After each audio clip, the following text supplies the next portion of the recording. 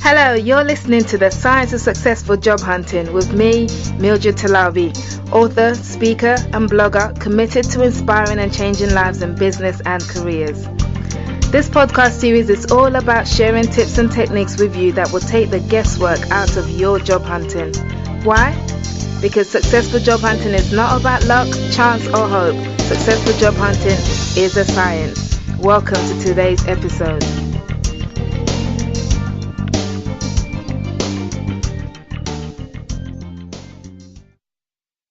Hello and welcome to today's episode of The Science of Successful Job Hunting. Now, normally on this podcast, I interview awesome people who have an expertise to share in the field of careers. Today, I'm doing something different. The guest I have on today's show is still awesome, but she's not a professional careers expert in that sense, but she is someone who has demonstrated great expertise in navigating her own career across the education sector in various continents. Now, Mbeke Waseme and I first met around 2010 at the City Business Library in Moorgate during one of my CV workshops. Now, since then, I've followed Mbeke's career with great interest in social media, a career that has taken her from the UK to the Caribbean to Ghana and now Malaysia. Mbeke is a qualified teacher, trainer, coach, motivational speaker, and an NLP practitioner. However, trying to define her career journey in this intro won't do it justice, so I'll let her tell her full story in just a minute. But one thing I do know is that this is one inspirational lady, and her career story speaks volumes that the only limitations to what you experience in your work life are those you place on yourself. So, Mbeke, I'm so looking forward to hearing about your career journey. Welcome to the Science of Successful Job Hunting. Mildred, thank you so much. That doesn't quite sound like me, but I'm getting there. Thank you. No, I know you've done so much in your career, so I think probably just to give us an overall capture of it, if you could come up with a theme, a catchphrase, or a book title that sums up your career to date, what would it be? Wow. A theme or a book title. Now you put me on the spot. Um, in terms of a theme, it would really be about the learning that life gives us. And wherever I have been in life, whether in employment or living or combining both, it's the experiences and the learning that's come from those opportunities that have enabled me to open up other doors, to create positions, and to just go after what's out there. Wow, that's good. The learning that life gives us. I like that. Okay, so your career has been a journey of learning and seizing Most opportunities. definitely. Okay, interesting. So take me back to the beginning when you and I, the beginning for us anyway, when you and I first met at the City Business Library, which is around 5 years ago, I think it was. Yes, So yes. what were you doing then work-wise, and why were you on the move? I mean, you were at a CV workshop, so I'm assuming you were on the move. Yes. Interestingly, I came along to the Guildhall. I'm not sure if they still offer that range of fabulous courses that they used to offer, but I was at a place where I was thinking, okay, where do I go next? What do I want to do? I had worked in Jamaica at that time. I had worked in Jamaica. I'd worked in the UK. I had worked for the UN. I had worked for private colleges, tertiary colleges. I had started out in housing, moved from housing to teaching. I'm qualified as a teacher through Goldsmiths University, and was really at a point where, having worked as a teacher and as a trainer in the UK, I was looking for something different. I had started applying for overseas roles, and like lots of people, my CV had been sitting on my laptop for some time. It needed a lot of help. And when I saw your workshop, that for me was the ideal place to go. And having met you and taking the guidance, and then later gone for the service that you offer, I was offered a number of interviews, which eventually I accepted one, and was placed in Ghana as the vice principal of the largest international school in West Africa, Ghana International School, where I stayed for 3 years and then worked in the UN as a trainer, again in Accra. And the rest will unfold as we speak. Oh wow, that is awesome, awesome. So just to clarify, I did not pay Mbeke to say that my CV workshop was great or the service. So, but thank you for the compliment. That's really good. But so how did you get started in education? I mean, was it always your passion and goal? Because what made you move from housing to the education sector?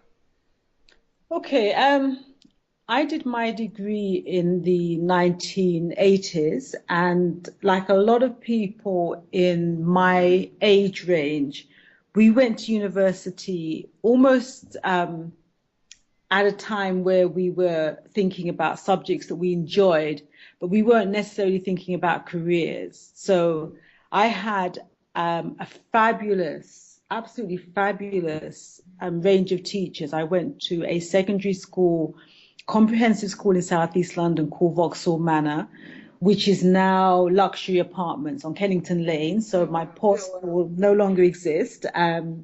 And it was a girls' school. And those of us who went to girls' schools know that we came out with a different sense of empowerment to colleagues of mine who went to mixed schools. So the year I left, they actually mixed the school with a local boys' comprehensive school, and it became Lillian Baylis. But at the time I was there, it was called Vauxhall Manor. And I had a sociology teacher who told me, you make sure that you question absolutely everything in life.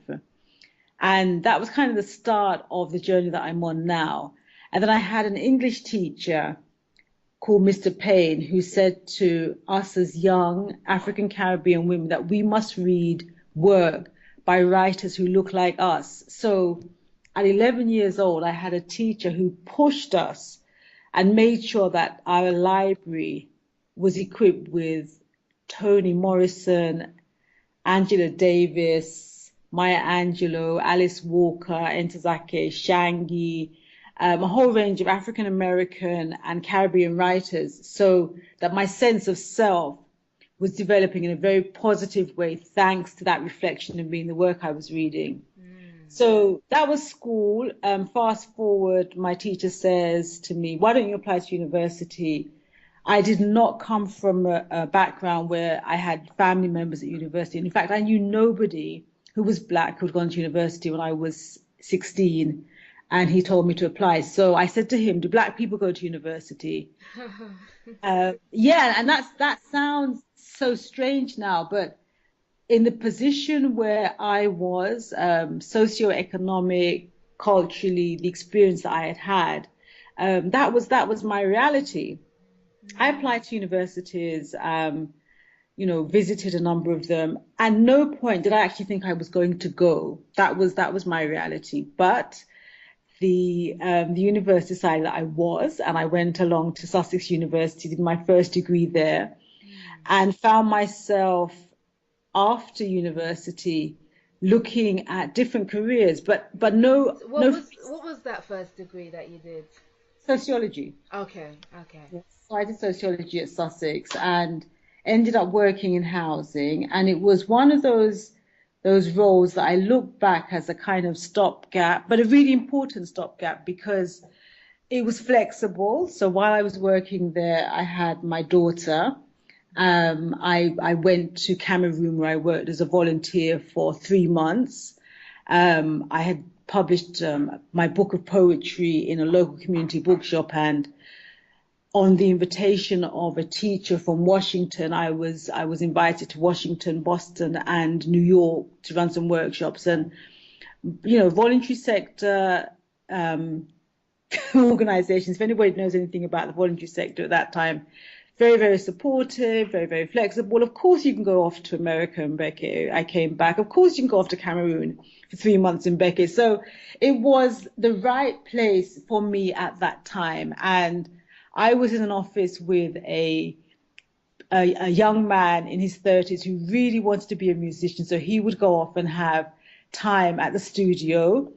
There was a woman in that office who was incredibly keen on tennis. And so every year she would disappear for, I don't know how long the tennis period last for? Is it 2 weeks? I don't know. It feels like forever. I'm not a tennis fan, but my husband is. But she would go off and watch tennis for 2 weeks, 3 weeks, and again, work allowed for that. So it was, it was like I was working in this interesting office where we were all kind of on our way somewhere, but we were there for that period, and yeah, it served us well. It served us well. So after being in housing for 5 years, I had my daughter, and it had suited me well in terms of having my daughter and the other things that I did. I just thought, no, this is not where I see myself in terms of my long-term career. And I'd always been interested in teaching. I felt I had a calling in that area.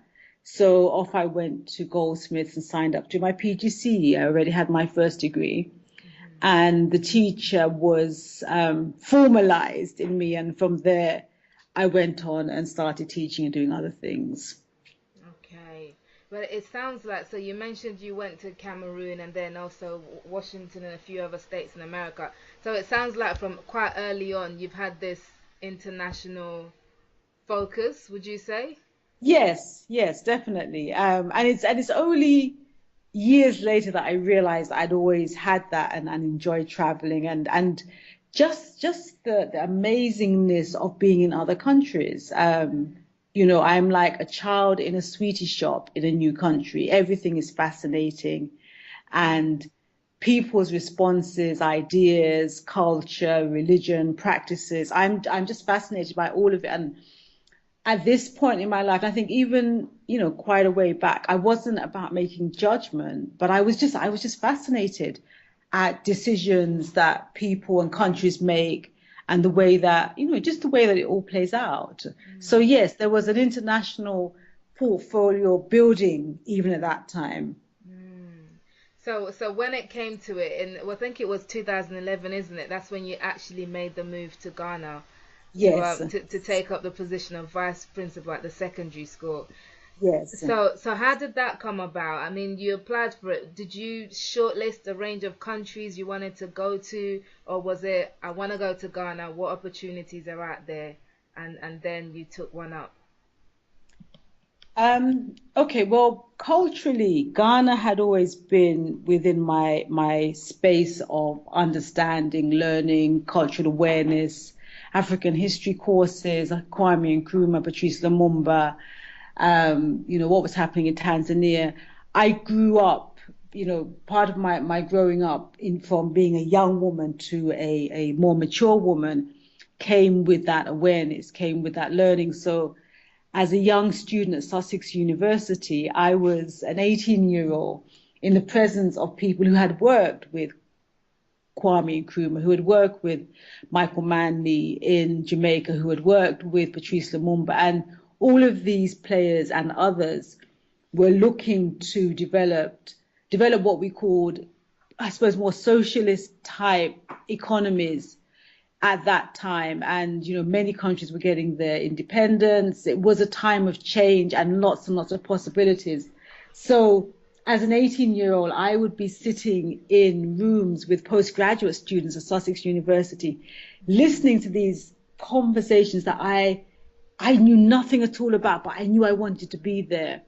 And each day, one of us, there were a group of us, and each day somebody would cook and we would just commune at someone's room, and politics would always inevitably be the order of the day.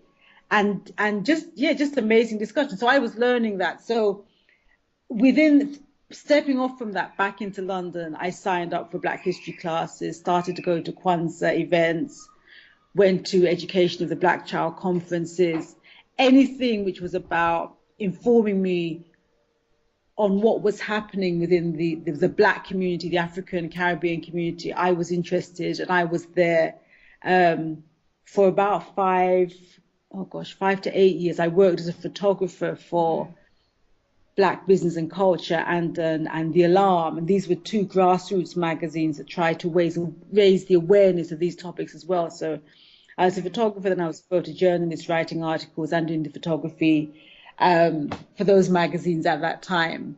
Hmm. Wow. Okay. So that was then, and then because right now you're actually talking to me from Malaysia, aren't you? So Yeah. I'm in Malaysia. So Yeah, but you were in Ghana for how long, and then how did the move to? It was Malaysia straight after Ghana, or did you come back to the UK for a bit? in the UK for a short time. I was in Ghana for 3 years as a vice principal. Uh-huh. I resigned from that role and moved over to, I did two roles simultaneously. So I worked in Webster University as a lecturer, so back to my educational background. And the thing about being a trained teacher is you have a skill, and a lot of people put down the education system in the UK, but having worked in Africa and having worked in Asia, I will say without a doubt, the reason why people overseas are so keen on engaging and having people from England is that the training there is so thorough. If you're in teaching and you do your teacher training course in England, what you learn about pedagogy is what people are learning 20 or 30 years afterwards in the developing countries. So you have a lot to offer. So my thing about my teaching qualification in terms of my what I call my tool bag, which are my qualifications and my experience, if all else fails, and I say that in inverted commas, I can always eat. Yes, I can walk into any international school, international organization, British Council, DFID, World Bank, and I can always offer my services either directly as a teacher, teacher training, as I headed teacher training in the UK for some time. We have lots to offer. Yeah, so I was in Ghana for 3 years as a vice principal. Lots and lots of challenges, working in a country that, was colonized under the British, an international school where lots of the children go to some of the most sought after universities in the world, and the president's children go to this school. This is the caliber of school that it is. And, there were challenges, but it was also an experience that I value intensely because of what I learned about working internationally. And it is that experience that allows me to sit here as an international practitioner. And I can literally say, if I want to be employed, I can go to most parts of the world. And if I want to go down the line of being an entrepreneur and setting up a business, either alongside employment or businesses, I have a wealth of experience to take with me. That takes a lot of confidence to think of yourself like that, isn't it? So that's good. On the other side of it, did you have any fears or anything at all, concerns about just completely relocating to a new country and taking up your career from there? That's a really interesting question. Fear is actually something I'm not sure that it's in my vocabulary, Mildred. And I say that with my hand on my heart, because there is something, and then people who've worked overseas will understand this. Once you decide to work overseas, that is the biggest decision, because what you're saying is you are letting go of absolutely everything that you know that is familiar to you. Yeah. So whether you like or dislike the cold weather in England, it's familiar. Whether you like or dislike the personalities and experiences that you've had there, it's familiar. Whether you like or dislike what you were earning and the ways that things happen, healthcare system, etc., they are familiar. So once you make a decision to leave, you are leaving everything that you know up to that point. And for me, I can't speak for other people, but for me, it was almost like I've made this decision, and I am so open to the possibilities and experiences of where I'm going, and I couldn't go if I was fearful. That's the reality. I could not have left England to go to Ghana or to be here in Malaysia if I was fearful. And I've heard people say to me, literally, I'm afraid of spiders, or I'm afraid of cockroaches, or I'm afraid of lizards. And, I've sat with people, and it's about what's important to you. And it's about how powerful the thing in your head, your mind is, and how you use it. So, I was in Ghana, and there were times in Ghana where, because I mean everybody knows and has read about the electricity challenges. Yeah. So, I've come home from work and there's no power in my house because the generator's run out of fuel. I'm not going to get any fuel that night. I know there are cockroaches in my house. I know there are lizards. I know there are ants. And am I going to run away and go and sleep in a hotel? No, I'm not. Yeah. I must confess, I might have. I don't like creepy crawlies. Yeah. And that's about that sanitized experience that we have in the UK, which is so unreal, because actually once you leave the UK and you go to any warm part of the world, warm or hot, you're going to have to learn to live with the things that move, that are generally smaller than you. So my family in the Caribbean have learned to live with whatever is moving around their house. Yeah. And, it doesn't matter how airtight your windows are, doors are, these things will find a way of coming inside. So you kind of, you have to get on with it. And so I think having made the decision to leave, and, I'd had smaller experiences prior to going to Ghana. So my 3 months in Cameroon, which was a backpackers voluntary post, sleeping in villages and moving around with a team of experts, optometrists. That was, I didn't realize at the time, but that was preparation, because Ghana has a mixture of everything that the rich have and everything that the poor have operating side by side. So for every castle in Ghana, and by castle I mean these 10, 15 and 20 bedroom houses, there is squalor. And the squalor is normally within distance that you can see as soon as you step out the door. Everything is running side by side. So you learn to operate with a range of possibilities and potentials every single day.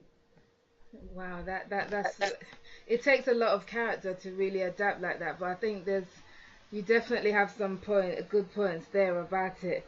So if I'm listening, if there's someone's listening, they're thinking about relocating to another country, Yes. what's the first piece of advice you would give them? Is it to get used to small creatures? It's funny because after I saw you at Guildhall, I gave a talk on relocating just after the position at Ghana had been confirmed, and a woman came up to me. She had two small children. My children were about 2 and 6 years old. And her first question to me was, how will the children manage? And I looked at her and I thought, you know what? She's transferring her fears onto the children. I've lived abroad with my children, and particularly children under the age of 11. They just want to be where their parents are. So they will go wherever you go. And, a lot of positions, a lot of the opportunities overseas offer school fees. So, if you're going for a 2-year contract or 1-year contract, they'll often pay school fees up to 2 children in the best international schools. And I've met people in different parts of the world whose children have been exposed to those experiences, and they have an international portfolio of friends and experiences that you would never have had if you were living in Southeast or Northwest London. That would never have happened. So, those children have had opportunities that only by relocating could they ever have had. If somebody was thinking of going overseas, they would need to, they need to unpack it. They need to unpack it. You need to, okay, if you're going with your family, That's one experience. And so there's a lot of cushions if you're going with your children and with your spouse, for instance. If you're going by yourself, I think my biggest piece of advice is that you need to be really happy and really comfortable with your own company. That is crucial. You need to know how to motivate yourself. You need to know how to manage your lows in a way that brings you up very quickly. You need to be happy with yourself. You need to be able to keep yourself motivated, occupied, happy, at peace, because initially when you go overseas, your new friendships are exactly that. They're new and they're superficial. And so it takes time for you to gain real friends. Yeah. And the fact that you are an expat and you meet other expats doesn't mean that they qualify to be your friends. So that's the first thing. And that is core. That is core, because if you're in a country where it's hot, heat can send people crazy. If you read some of the old novels, people talk about being so hot that they thought they were going mad. Yeah. And there may be times where you have that experience. There may be times where the AC is not working, the fans are not working, the fuel has run out, there's a gas shortage, you're stuck in traffic for 3 hours in Accra, and the taxi you're in doesn't have AC. And there are so many things that could come your way to take you off your focus. If your focus is to follow through and see your contract to the end, there are always things that you would be able to say, that was enough, I walked away.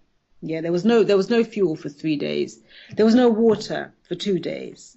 If you're coming from the UK where you're used to having everything all the time, there is a level of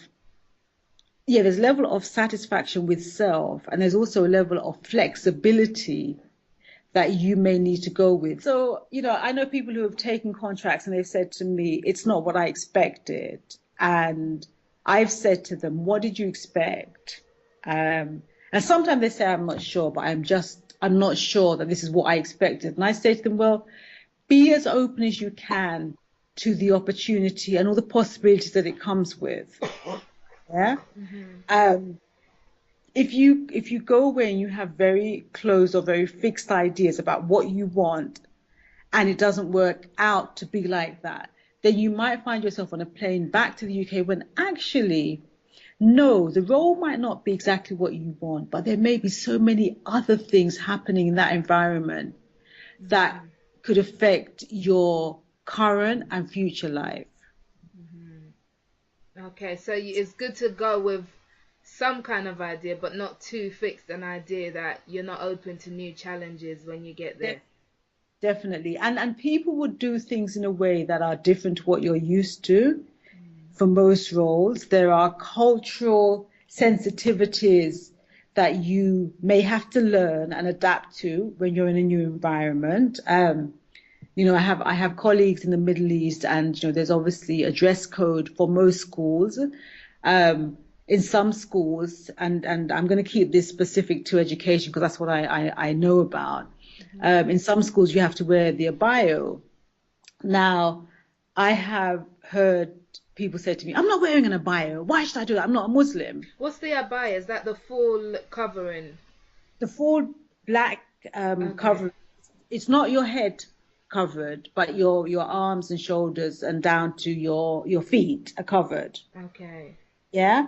So some schools require that you wear that, and they give that to you on arrival. And I've heard people say they wouldn't wear that. And, most places in the Middle East have big expat communities. So why you have to wear that to work, you don't have to wear it if you're going to a party or if you're doing something socially at the weekend, because in the expat communities, you have your own dress code. And, I've said to people that, okay, let's kind of put this in context. If I'm working in an environment where they demand that I wear a suit, which is a uniform for that environment, I'm not going to turn up in my jogging pants, however I feel like wearing them. Yeah. I'm going to respect the dress code of the organization. And that's what it is. It's a dress code. Mm-hmm. And if people can detach themselves from what they associate with it and just get on with having the experience and all the benefits that come with that, then they will be fulfilled. And, the opportunities that come once you have been on one international contract, and they're massive. And, there are people I know who have gone overseas and they've set up businesses with people that they've met online and face to face. I know people who have gone overseas in one part of the world and it's opened up opportunities in another part of the world. So, for instance, while I was the vice principal at GIS, there was a conference which we attended every year, which was the African International Schools Association conference. And at one of the conferences, I offered my services as a coach. So I did a presentation coaching, and we were asked if any of us were interested in accreditation, which is where you go to a school in any part of the world and you basically are an international inspector. I thought, okay, why not? I'll apply for that. They pay for your accommodation and your flights, but the rest of it's voluntary. And again, in the African community, sometimes people think voluntary. I'm not doing anything voluntary. I want to get paid. Well, actually, a year into GIS, I got a call from this organization saying that we are going to Dubai to assess a school that's applied for international school status. Would you like to join us? Yes, please. On my portfolio, I'm able to now say I've had 10 days as inspect, and the school was successfully recommended for international status. Okay, wow, that is fantastic. And that was a voluntary venture as well, you said? Voluntary. Yeah. That was voluntary. And so alongside my role as a vice principal, I am also, my portfolio doesn't stop. Yes, I'm a vice principal. I also write for a column in 72M magazine, which I've been doing for 5 years. So I started that just before I went to GIS, and I continue to contribute to that magazine. And there are opportunities which grow out of our awareness and our growth experiences from being overseas that would not happen if we stayed in one place for our whole life experience. And is the salary generally good overseas, or does it depend on the country? It depends on the country, but most overseas package. Most people who are considering an overseas package are considering it because the salary is generally better, or the package is better than what they're on now. So, for instance, a lot of contracts will meet, or in some cases I've heard of contracts that double the salary that an individual has been on. Alongside the salary, though, you also usually get accommodation, between 1 to 2 flights a year back to home, wherever you call home. And I think 99% of the packages that I've seen also come with a comprehensive health insurance coverage. In Ghana, the insurance package also included an evacuation element. So if anything was really bad and I needed to get out, that was included. I would just be flown out to England, to a hospital or to a specialist if that was needed. Okay, wow. So it can be a lot better in some cases than what you would probably get here in the same role. Definitely. And if you are a warm-blooded person like myself, the benefits of being in a warm country with healthy food are immense. So, for instance, this evening I came home and I went into the outdoor swimming pool and just hung out there for an hour and a half and just sat there looking at the sun, feeling very grateful for the opportunity to be part of a group who are improving, transforming educational standards in Malaysia, and living in Kuala Lumpur, which is an amazing city, having a lifestyle that suits down to the ground. Okay, that's wow, that is awesome. Shared a lot of really great and interesting and even inspirational things so far. So, in addition to all your career success, you also became an author at the beginning of this year. Oh, sorry, for the second time, because you did a book when you were in university, isn't it? Yes, yes. I did a poetry book just as I left university. That was a collection of poems, Okay, which so I'm about to reprint. okay, so this is your second book, and it's called So, Make the Changes, Feel the Joy. Is that yes. okay? Tell us a bit more about this book. What motivated you to write this, and what is it about? It's an empowerment book and it's aimed at people, as it says, who want to make changes. And the motivation for it came from almost everybody that I meet who is in a place that they don't want to be in, but they're not quite sure how to go forward. And the reality is, if I move out of my comfort zone in terms of my friends, most of my friends are very well read. We listen to the same kind of inspirational talkers. If there's a good TEDx talk, a good podcast, we'll send the link over to each other and we keep ourselves going. But when you step out of that, that's actually a really small group of people. And the reality is that most people, family, friends, friends of friends, colleagues, want to do things and they just don't know where to start. And the irony of this age is that this is the information age. We have access to more information than we have ever had in the history of mankind. That's the reality. But what do people do? They spend 5 hours on Facebook. Um, I'm not saying Facebook is terrible, but I'm saying it can be a massive distraction. And then, you would know that people who have CVs that they need to do work on say that they don't have time. But you'll see them on Facebook, 3 hours, 4 hours. There are a couple of people. I've limited my access to social media because for me, it is a massive distraction. And the book really takes people through very practical steps. And there is a chapter in there about living abroad and the kind of things you need to consider. But also, how do you set goals? What actually is goal setting?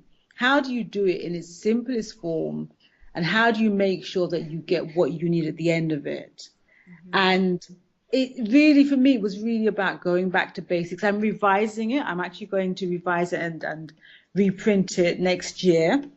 But I wanted to get it out there because, as I said, I was just meeting people every day, either through my work as a coach, through general conversations. You meet people in the line in the shopping market. You meet people when you are out on the bus. You meet people when you're on the airplane. And a lot of people were saying the same things. I would like to do this, but I'm not sure where to start. I don't know if I should take the risk. I'm this age, I'm that age. Am I too old? Am I too young? I don't have the right qualifications. How do I access training? Training's so expensive now, etc., etc. So the book aims to just, give some practical awareness and practical steps towards making those changes, because my experience and my awareness on a personal level and with people around me says that when we're doing something that resonates with us, we are much more joyful, much happier than when we're doing things which are against what our spirits wants to do. So, if you meet somebody who's been doing a job for 20 years and they're unhappy, and, that kind of is something that confuses me, that somebody would do that. But a lot of people are doing that. They're staying in roles because they don't know, and they will tell you, I don't know what else to do. I've never done anything else. Yeah. Yeah. If I go back to university, how am I going to pay my mortgage? And this is where the information age works for people. We've had the Open University for years, but we also have so many other options and ways in which people can learn now and can upskill themselves. But as I said, if I come out of my comfort zone of friends and colleagues who know about all these things, most people out there don't. I guess that's that element of fear that you talked about earlier, that people are afraid of the unknown, Yes. afraid of leaving what's comfortable. Yes. Yeah, Even when it's not pleasant. yeah, yeah. Oh wow, that's Yeah. that's true. I guess on a final note, I mean you've done so much already, but I get the feeling that you have no plans of slowing down anytime soon. So is there anything left for you to achieve? Any new countries to explore, relocate to after your assignment in Malaysia is over? That's a really interesting question, and at this moment, I'm not sure I can answer it. In terms of going forward, there are things to do and places to see and relationships to keep going. Because when you're working overseas, you also have to work in a different way on your relationships. Hmm. Yeah. When you're out of the country, it's an interesting experiment because when you're in the country and people know that you're in the country, even if they don't see you for the whole year, they will stay in contact with you. Hmm. Yeah, so they'll message you or they'll call you. When you're out of the country, some people put you outside of their mind, and so you have to work harder on maintaining your friendships. So that's just an aside note for people who are considering the experience of working overseas. For me personally, I am writing more. Um, I see that as becoming very central to my future life. Um, I expect that my writing is going to take me to different places.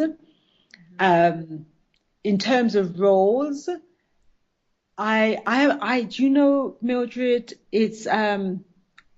I wouldn't even commit to say that I want to go to here, there, or wherever because it could be anywhere.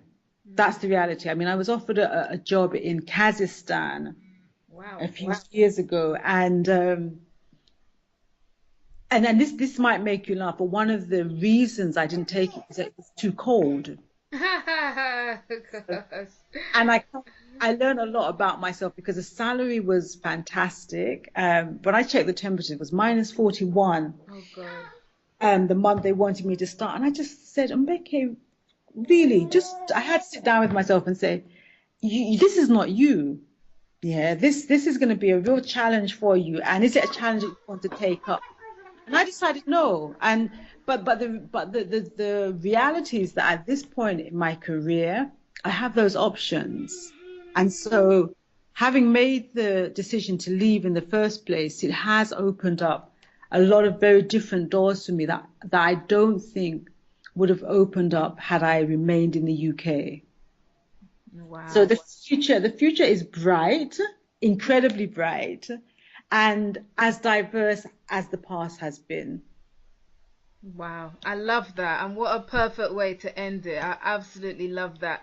Like I said, you're so inspirational. We can go on a lot longer. I'm sure there's so much else to come out of you. But I'm very sure that people listening to this are gonna wanna get hold of you afterwards and maybe pick up a copy of your book as well. So how can we find you? Where's the best place to get you, Mbeke? Okay. I am unfortunately, I'm in one of these positions where the website person didn't quite finish it. Da, da, da, da, da, da, da. So what I'm going to do is I'm just going to give you my email address. I'm going to keep it simple. Um, so people can email me at globalchangeconsultants@gmail.com. Okay. I'll And have if that they in the show notes. Okay, keep going.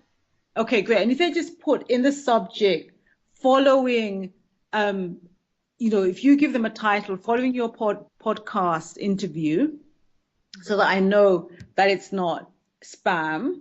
Yes. And in terms of following up, if anybody wants online coaching, that's available via Skype. And details of how to get the book, I will also furnish them with that because it's not yet on Amazon. The Kindle version is on Amazon, so they can buy the Kindle version on Amazon. But the publication, as I said, I'm revising it and it will be on Amazon next year. Okay, fantastic. We'll definitely look out for that as soon as it's available. So, Thank you. yeah, that's so awesome. Mbeke, thank you so much. It's been such a pleasure having you on the show and getting to know more about your career, and everything we've spoken about, relocating, feeling the fear, but doing it anyway, essentially. But it's so amazing having you. So thank you for taking the time out in your busy schedule to talk to us today. You're more than welcome, Mildred, and kisses and hugs to you and your daughter. She has been amazingly well behaved. Yes, yes, she has. So I'm very grateful to her for that as well. So, thank you. We're gonna Mbeke details will be available on the website. You can see it all in the show notes. You can get hold of her, as she mentioned, by email. So that's at globalchangeconsultants@gmail.com. Globalchangeconsultants@gmail.com. And of course, when the book is ready, make the changes and feel the joy. If you do get in contact with her today, you'll be able to find out how you can get hold of your copy as soon as it's ready on Amazon. But in the meantime, thank you so much for listening to the Science of Successful Job Hunting. And remember, successful job hunting is not by luck, chance, or hope. Successful job hunting is a science. Take care until next time.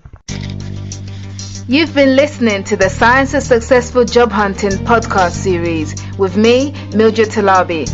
Now, if you're a mid to senior level professional looking for a change in your job or career, get in touch with me at www.cvmakeoverexpert.com for help with your CV, LinkedIn profile, and much more. That's www.cvmakeoverexpert.com. Until next time, take care and happy job hunting.